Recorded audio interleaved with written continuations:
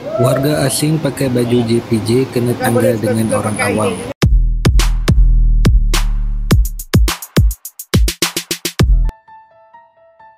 Tular video seorang warga asing memakai baju yang memiliki logo Jabatan Pengangkutan Jalan JPJ di Kluang Johor baru-baru ini.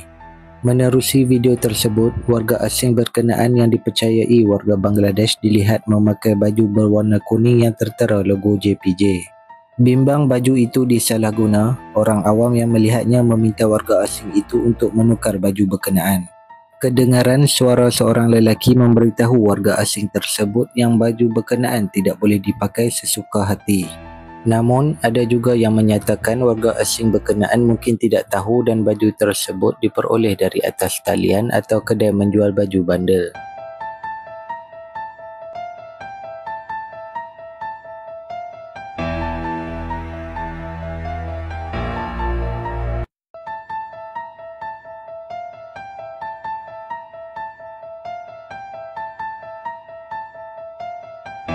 Tak boleh ya. Dia tangan tukar. Kembali masuk ke Johor. Ha. Bayar. Kan boleh suka-suka pakai ini.